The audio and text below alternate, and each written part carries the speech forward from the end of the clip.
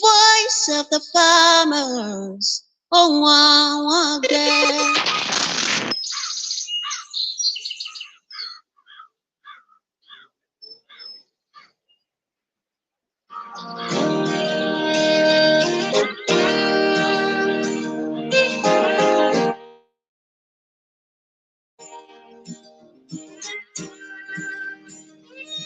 It felt the sun was setting on the world and its plans. We didn't have to worry, we were always in good hands. From the plate to the table, there's a world that never ends.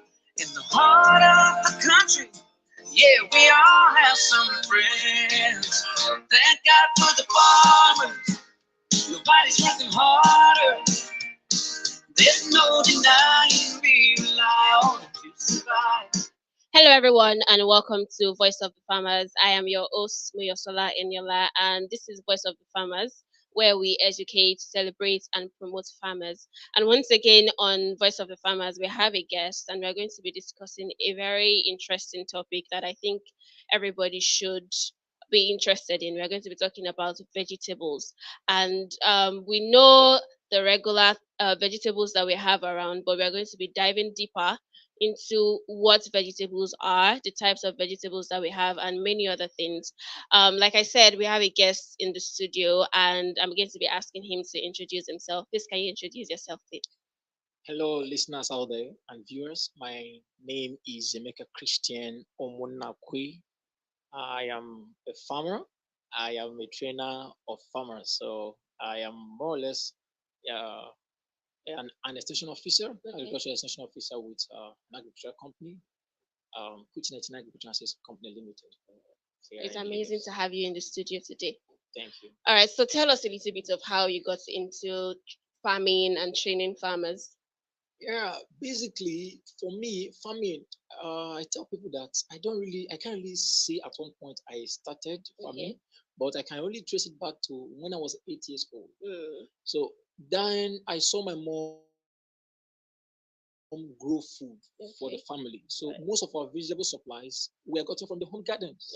So we didn't get to Okay. buy those things from the market. It happened over time. Then I adopted that whole thing. Okay. I All started right. growing vegetables to raise money to meet some personal needs. I saw that it was working. Right. So sometime around 2014, I began volunteering with Coach 99 Agricultural Assets Company Limited in their cucumber farm, All where we right. farm cucumber and several other vegetables. So here I am today. I've moved from a student to a Right. teacher today. Yeah. Amazing. Amazing. So going straight into the topic of today, can you tell us in layman term, in a way that everybody would understand, what are vegetables? Basically, vegetables are a group of crops that are cultivated for human consumption. Okay. And these vegetables go beyond All leaves. right. So they are of different kinds. You have the legumes, you have the fruit vegetables, you have the leafy vegetables, and you have the root vegetables. So it's not just a matter of leaf and all. Mm, So okay, basically, that's great. So you said vegetables go beyond just the leaves. It goes down to legumes and then root vegetables and everything. exactly. So now there are common vegetables that everybody know. Okay. There's the vegetable that we use to make our soups and everything, and that's like the common ones that everybody know. Can you tell us a little bit about other vegetables that we do not realize are vegetables but are part of our daily consumption? Hmm. Thank you very much. For instance, one very vegetable or maybe a group of vegetables that persons have not really acknowledged as vegetables is something like carrot. Okay. And those ones are root vegetables. Okay. You talk about carrots, you talk about beets, Mm, you talk about onions. okay. So these are root vegetables. You also have the legumes, Mm, the green peas, the salad beans, the or what we call salad beans. That is right. green peas. Then you have several that's like okra. Okay. So unfortunately, people don't have not really understood these ones to be vegetables because they just see it as something we use in soup. Okay. So okra is vegetable. All right. Yeah. Thank you. Okay. That's amazing. Mhm. So can you tell us a little bit of the stages that these vegetables go through before they grow to be consumable? So from the seed to when it's planted and everything. Can you tell us like the stages that it go through? Not the farming process now, but the stages that it goes through to become the fully developed vegetable that we see and consume. Okay, talking about that, the stages they go through to have it on your table, what we call farm to table, right? Mm-hmm. So the stages include farm selection. Okay. In fact, you can't talk about planting without talking about a site. Okay. You can't talk about having a garden without talking about where do I want to set up this garden Right. or this farm. Mm-hmm. So that is the first one. And in selecting your site, you have to consider things Mm-hmm. like availability of sunlight. Right. Yeah, you have to consider nearness to water source. Mm-hmm. So when you have figured out all of these things, you then ask yourself, what type of vegetable do I want to plant? Mm-hmm. So it could be a vegetable that needs high rate of sunlight. Mm-hmm. Maybe some that needs more sunlight, like tomatoes, cucumber, and maybe watermelon. Okay. These ones don't need humid environment, so they need that warmth. So if it is something like cucumber you want to plant, then you have to be sure that there are no trees around that will shed your plant. Right. So having done that, you then select your seed. Now, seed selection is a very important aspect of vegetable farming because some persons go into the market and even buy seed that are not resistant to diseases, seed that you can trace their viability. So it is advised that people get hybrid seeds. Now I need to emphasize it because in this time when there's so much inflation that is even affecting the cost of farming inputs, Right. people tend to settle for less. They go to buy seeds from maybe God knows where. So they do that, and when they come back, they are complaining that they're putting in so much effort and getting out so little. Right. Yeah, you should expect that because you wanted to go for cheap article. Yeah. So having gotten your hybrid seed, you do your nursery. That is, if it is plants like tomatoes and pepper. Right. So some of those plants, basically, whose seeds are very tiny. Okay. Those very tiny seeds, you nurse them. Okay. You don't plant straight into the farm, although there are a few exceptions like carrots, right? Right. So you nurse those ones, and in doing your nursery, you have two ways of making your nursery. You can make your nursery on the bare ground, get manure mixed with the soil, plant your seeds. After some time, you cover, you just protect them from animals and from insects. Or you can go for seed trees.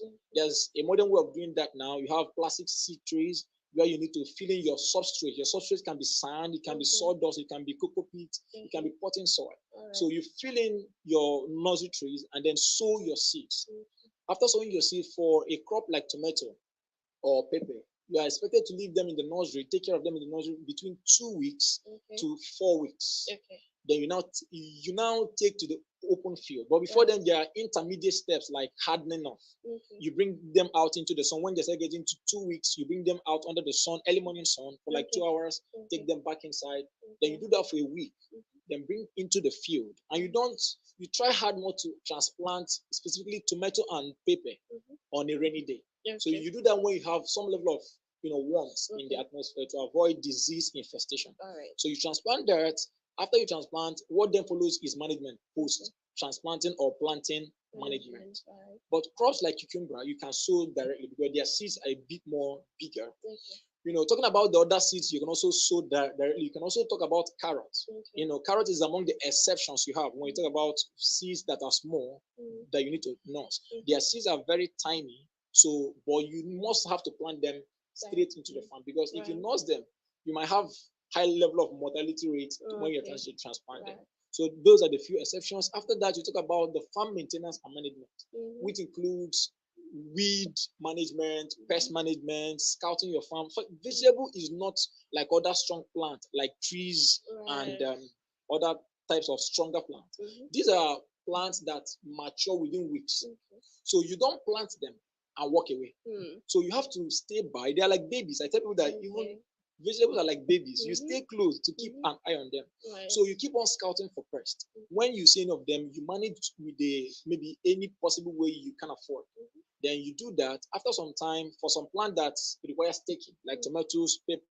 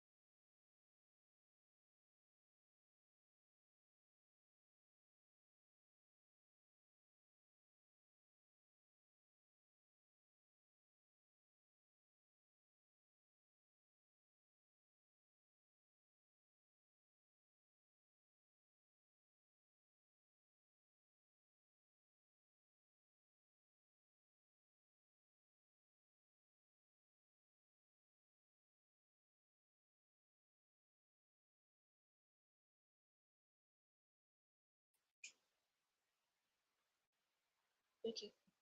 All right. Um, Welcome back, everyone. We apologize for the break in transmission. This is due to the unstable network. So we are going to be continuing the conversation. Um, Before we went on break, quote and unquote, we were talking about hybrid seeds, and Mr. Emeka was telling us a little bit about hybrid seeds, so that we can get a better understanding. I'd like that we start from the beginning again, as to what are hybrid seeds and how they are made. So over to you. All right. So as I was saying earlier on, hybrid seed is no magic, Okay. right? This is simply getting different, say cucumber plant now. For example, you have this cucumbers variety. This variety is known for its high resistance to diseases, right? Okay. Then you have this other one. This variety is known for its big size. You have this other one. This one is known for its greenish color, dark greenish color. You have this other one whose major characteristic is that it matures within a short time. Okay. The question now becomes for the scientist or plant breeder, how do I bring these different qualities together into one variety? Okay. Now, even in computer science, if we talk about hybrid computer, those earlier stages of computer where you mix different things to form one. Yes. So the scientist now goes and does what you call artificial pollination. Plant these crops in such a way that they cross-pollinate, maybe some way, make them to cross-pollinate and then form one variety. Okay. One variety that has the feature of these other ones. Okay. So hybrid seeds are mostly done, or they're mostly prepared.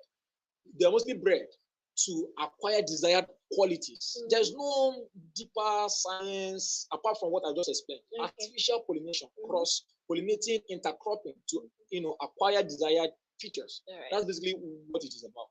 Okay. Yes. Amazing. So earlier on, before we went on the break, you were saying something about GMO. Can you also talk a little bit about that?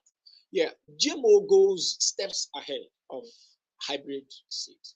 Now, GMO now entails some level of genetic engineering processes where scientifically what they call the genome of the plant is altered. I mean, plant, it can be plant or animals. All right. So somehow what they call gene editing, the genome is edited, to inject artificially some level of, alteration to the growth methods of the plant or animal, so that it becomes what we call abnormal. So this is now human saying, look, this thing, although you don't have it originally, I'm going to inject it into you. Unlike the unlike the hybrid seeds, where the plant breeder says, you have this, you have this, you have this. Okay, I want to bring you together. I will intercrop you and then have you mix up so that I will acquire this. Then the GMO breeder goes ahead to edit these things artificially. So the procedures that undergoes may not be very helpful. Helpful to the human health. Yeah. All right. That's amazing. So from the two seed types that we have talked about, the hybrid seed and the GMO seeds, from what you've said, there is one that is more beneficial to the human health than the other. Okay, so let's come down to food security basically before we continue. We have had like a couple of conversations in the studio about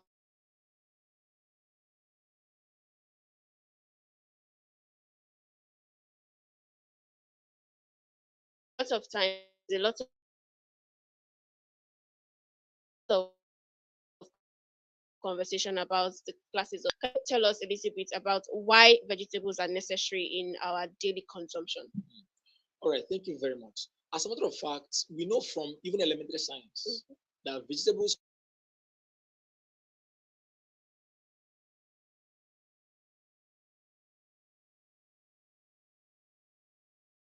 system, immune system. So the importance of vegetable consumption cannot be overemphasized. I can't even list all of them.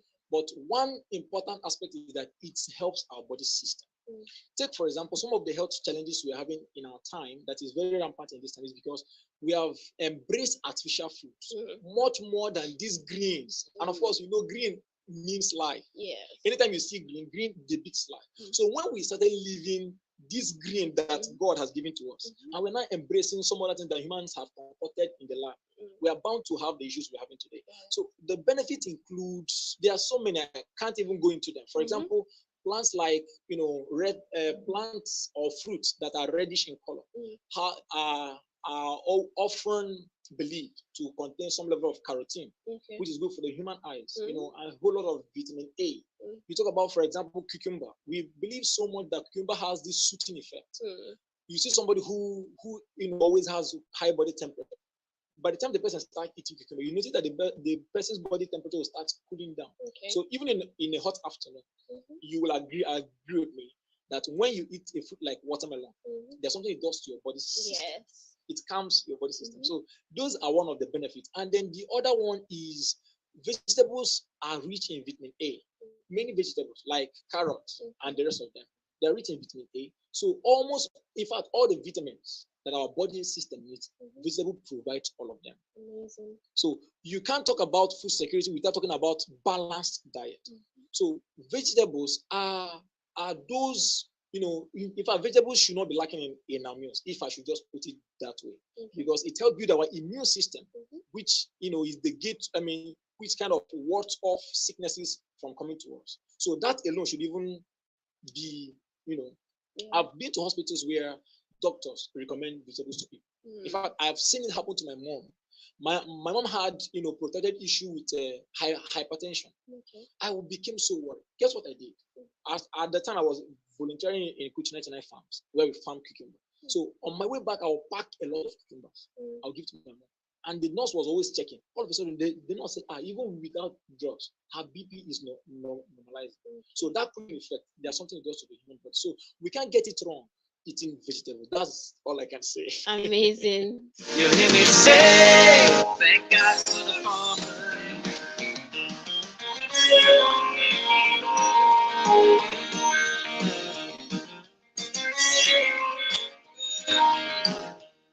We thank God for the farmers, and we appreciate the amazing work that farmers do to ensure that we are healthy and that there is food in the nation.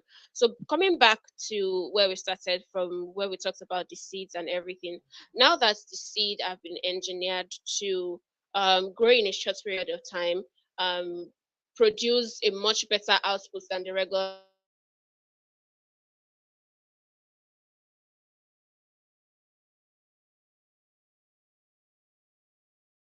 So talk through you talked about farm selection, and then we've talked about the seed. So let's talk about the seeds now being gotten by the farmer, and then the initial stage as the nursery level of the farming. What are some of the things that are needed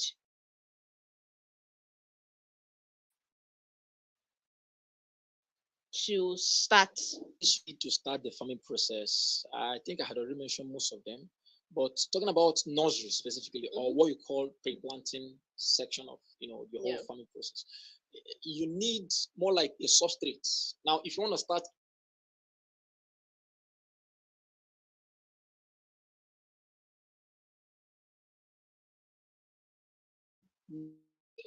like quality harvest begins with quality nursery, and it has to begin with quality seed also.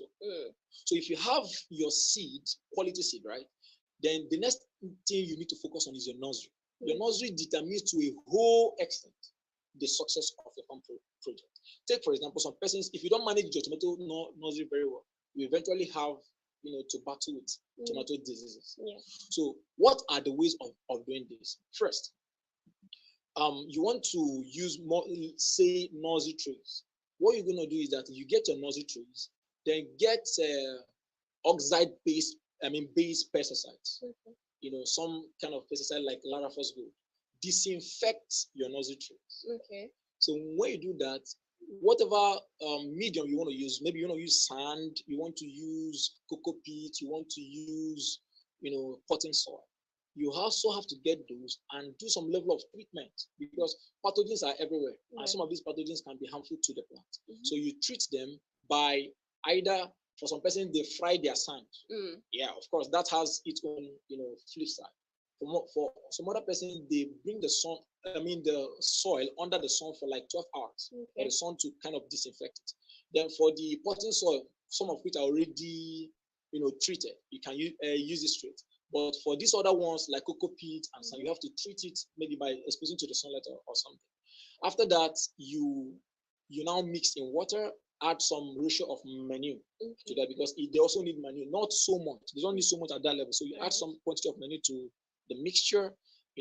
If possible, you could also get clay sand, if possible. So add a little bit of clay, loam soil and your manure. So mix together, add in the nursery tray, and then sow the seeds. Water after you've sown them, depending on the crop. For the latest 4 or 5 days, they should have started emerging. So when they emerge, you also have some other treatment you need to do. For instance, you have to guard them against pests by maybe using nets to guard them from insect attack. Then after that, there's one thing people miss. Something like application of foliar fertilizer in nursery is very good. What I do personally is that I apply some foliar fertilizer at the root level. I use it to water my nursery. I don't just water my nursery with we don't water our nursery with ordinary water. We water with foliar fertilizer. After we then, after which you just fight pests. Imagine, in case pests are coming around, you fight pests and then you transplant. So the same goes for both nursery, using nursery trees and nursery on the soil. You have to treat the soil. For those of you doing on the soil out there, you just have to expose the soil to sunlight, mix some manure, and then plant your seeds. All right. So while you were talking, you mentioned one thing like over and over and over again. That's nursery trees. Oh yeah. So can you tell us what nursery trees are and what can be used as nursery trees? Okay. So think about nursery trees as egg crates. Okay.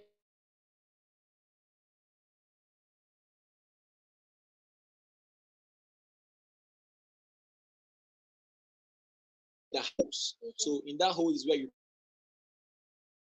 plant your seeds, and it has several advantages, such that the roots of the plant are not tampered with when you want to transplant. So if they are in that hole, they assume the shape of the hole. So if you want to transplant, all you need is just to pour water on the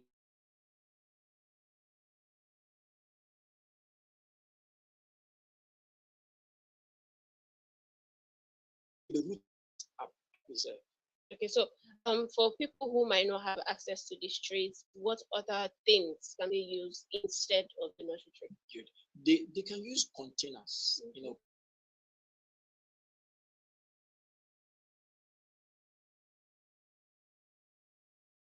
because they are also spaced. So that also helps you during your transplanting. So they can do that. Just ensure that they are properly spaced. There's this thing we do that people just go and pour carelessly. You can also maybe draw lines and then feed the seed into the lines. So that way you have. Amazing. So to wrap up this episode of the show, can you give who have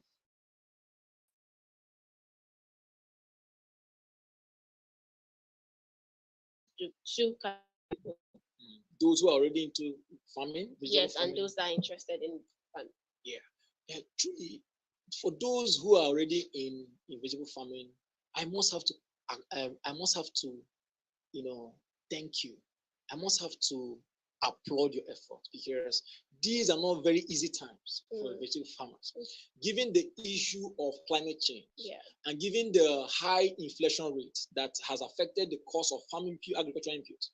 So talking about the issue of climate change, this is an issue beyond human control. But in our own little ways, we're trying to, mitigate them. So I want to encourage you to keep on going on. Do not give up, because you are the food soldiers of our African food system. Without you, there'll be no nation. So whatever you're doing, please keep at it, and then go for knowledge. Knowledge is always increasing. For example, before the whole issue of climate change happened, that brought about the delay in food production this year, nobody knew that there was, the knowledge of climate smart agriculture was not very common.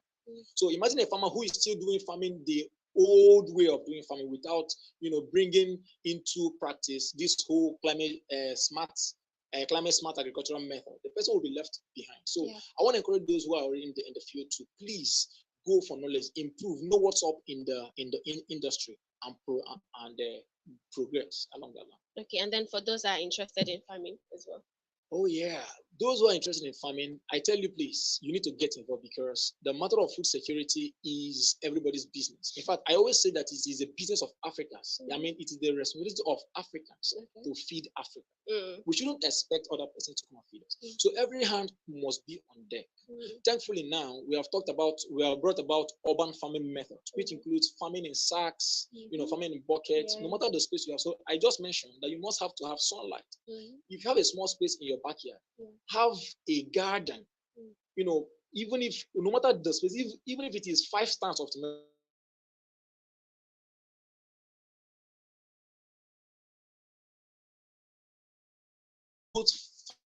to provide their family needs of tomato. So there are little actions we can take that can bring about massive impact as far as food security is concerned in this country. So everybody out there, no matter your profession, no matter what you're doing, please try to farm something behind your backyard. So that's my word to you. Thank you very much. Like Mr. Emeka.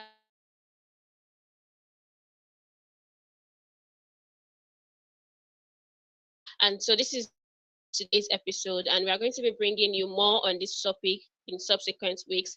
Do well to like this video, do well to share, do well to drop a comment, and do well to talk about this with other people so that you can get more people interested in farming, and together we can make food secure in Nigeria again. Until next time, I remain your host, Moyosola Eniola. Thank you for joining us today.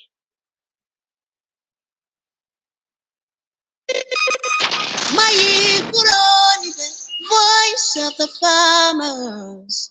Oh,